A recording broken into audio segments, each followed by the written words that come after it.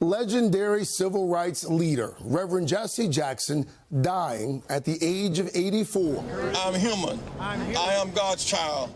After decades in the public eye, watching a country change as much as he did, Jackson, born in 1941 in Greenville, South Carolina, was a young protege of Dr. Martin Luther King Jr., his life changing when King was gunned down in Memphis. Jackson, literally, there by his side. And when we turned, all we could see was police coming. Police were coming from the direction of the shot. It fell to Jesse Jackson and a small group of others to help keep the civil rights movement alive. The Baptist preacher known for his stirring speeches. Repeat this. I am somebody. Becoming a voice of the people. Keep hope alive.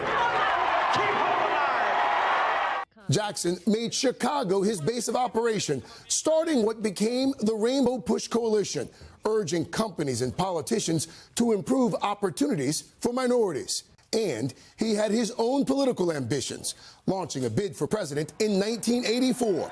The campaign marking the first time a national party had a major African-American contender. But the campaign was derailed when Jackson admitted using an anti-Semitic slur in a private conversation. However innocent and unintended, it was insensitive and wrong. His apology at a New Hampshire synagogue helped him climb out of a deep political hole. He didn't win the nomination, but came closer after another run in 1988.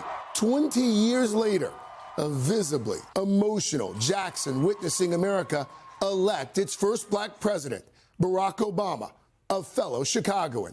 Over the years, Jackson used his considerable leverage as a statesman here at home to draw headlines around the world, joining the fight to end apartheid in South Africa, winning freedom for Americans held captive overseas, telling Today in 1999 he was always conscious of Dr. King's legacy. The dream continues and the struggle continues, but every now and then we see flashes of hope. In later years, Jackson facing multiple health issues, but he remained involved in politics. And in 2024, he was honored at the Democratic National Convention. Applause for a civil rights icon who dedicated his life to keeping hope alive. He was a trailblazer in so many ways, and just his origin story alone, it was remarkable. You know, he was born to a teenage mother. She was 16 years old, born in Greenville, South Carolina, and went to college and transferred to an HBCU and committed his life to civil rights at a very, very early age. Dropped out of college to join Dr. King in his efforts in the 50s. So, what did he die of, Craig? He had myriad health issues over the years. He had Parkinson's, later developed Alzheimer's as well. But folks who spent time with him, who got to spend time with him toward the end, said he still had that fire in his eyes. Yeah, so he will be missed.